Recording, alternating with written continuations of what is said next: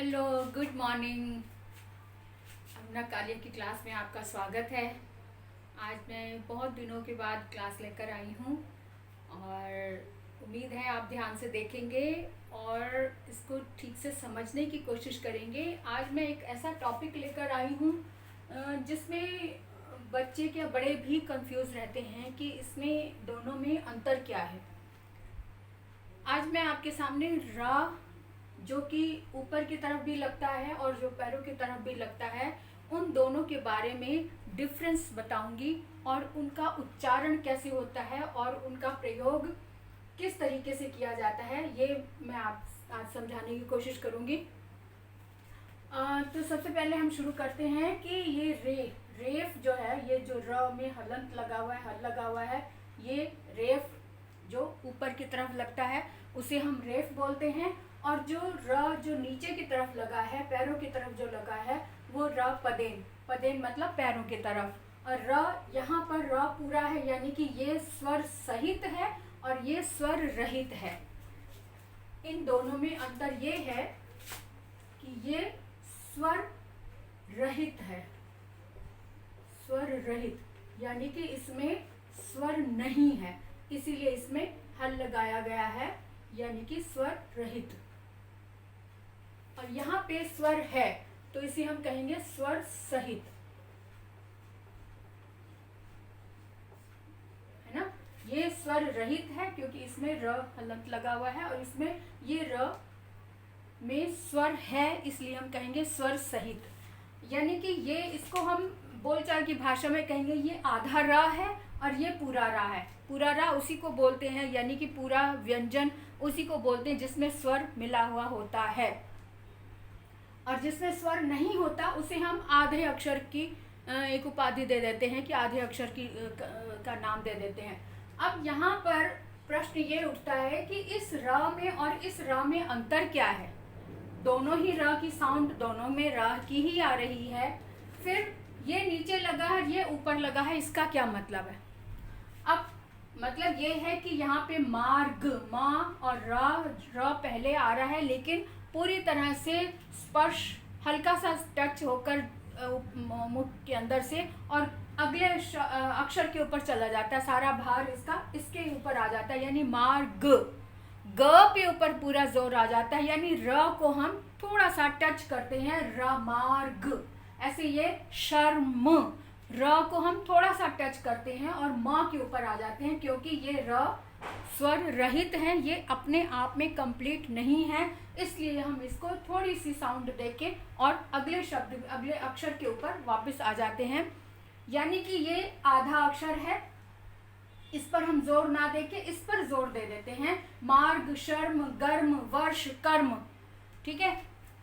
अब यहाँ पर जो है ये प्र, र के ऊपर पूरा जोर आ रहा है, जो इससे पहले वाला प के ऊपर जो आ रहा है, प के ऊपर हम कम जोर दे रहे हैं और र के ऊपर पूरा जोर दे रहे हैं, यानी कि यहाँ पे प जो है वो आधा अक्षर है और र पूरा है। तो प्रकाश, प्र र जब बोलते हैं तो उसमें अ की साउंड आ रही है, यानी इस र में स्वर मिला हुआ है अ का। तो प्रकाश, क्र, क के बाद र की साउंड आ रही, क्रम, श्रम, ट्रक, ड्रम। तो इससे र से पहले जो भी व्यंजन आए हुए हैं वो आधे हैं। अब ये पहचान कैसे होगी, मैं इसके लिए एक छोटी सी कहानी आपको बताना चाहूंगी।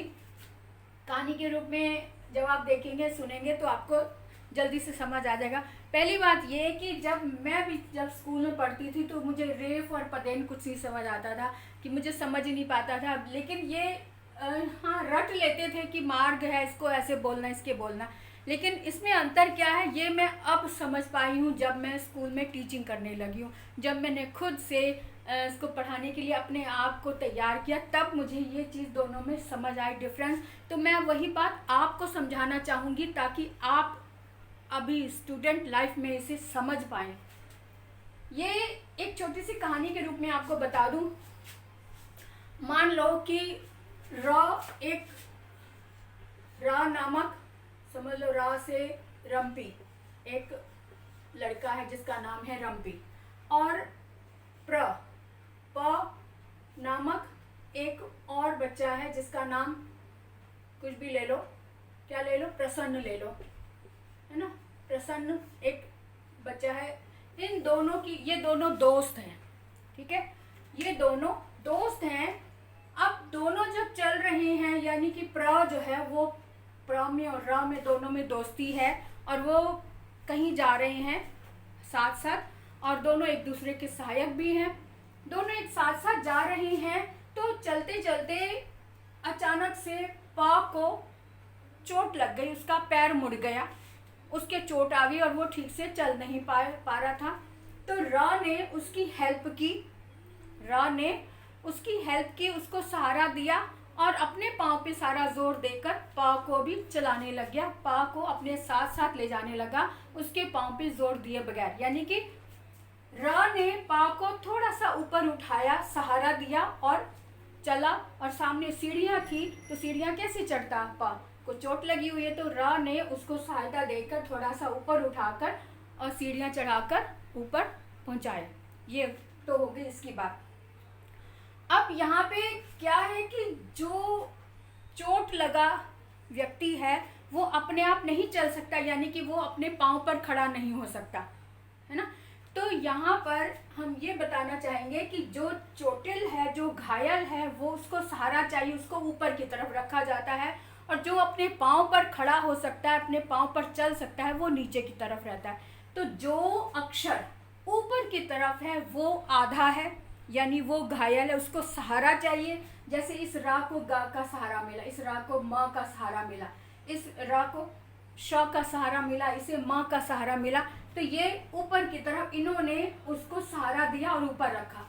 यहाँ पर ये रा ने उनको सहारा दिया और इन अक्षरों को ऊपर रखा, यानी कि यहाँ पर प घायल है, क घायल है, श घायल है, ट घायल है और ड घायल है। इनको रा ने सहारा दिया और ऊपर रखा।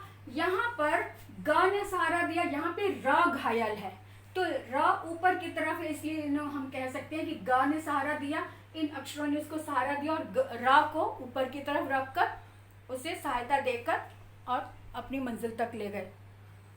इस तरह से हम इसकी पहचान कर सकते हैं कि जो अक्षर ऊपर की तरफ है, पाँव पे नहीं खड़ा हुआ है, वो आधा अक्षर है, यानी कि वो स्वर रहित है, और जो पाँव की तरफ है वो पूरा है, यानी कि स्वर सहित है। ये बात समझ में आ गई। अब आप इसका समझ के, इसका अगर हम वर्ण विच्छेद भी करके देखें तब भी कैसे लिख करेंगे। ये जैसे प्रकाश है, प की साउंड पहली आ रही है, प के बाद फौरन रा पर आ जाता है, यानी कि प इसमें आधा है, प में कोई स्वर नहीं है, प और र पूरा है, तो र में आ मिला हुआ है, प्र, है ना, प्र।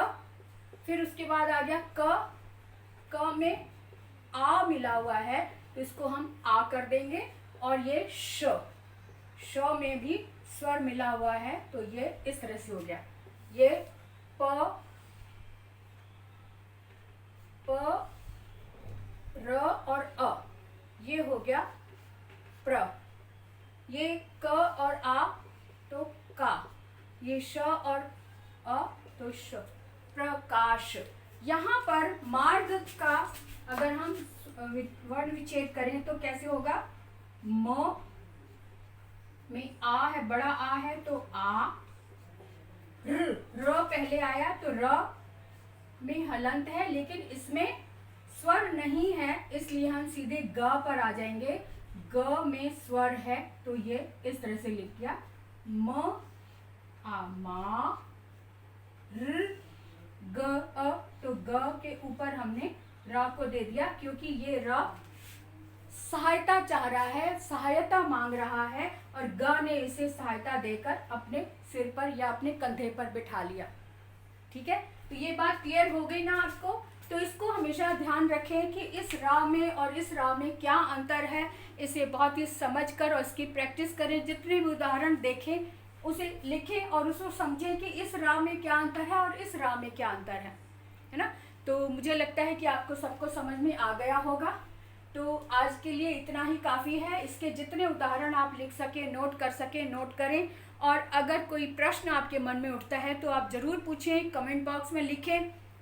और अगर आप पहली बार देख रहे हैं तो सब्सक्राइब ज़रूर करें, और जो ऑल पर है वो ज़रूर टच करें, जो क्या क्या कहते हैं उसको, ऑल पर टच करें, और लाइक ज़रूर करें। अगर आपको ये पसंद आता है तो लाइक करके हमारा मनोबल बढ़ाएं, ताकि हम और नए नए टॉपिक्स लेकर आपके सामने प्रस्तुत हों। तो आज के लिए इतना काफ़ी है। तो ओके, बाय बाय।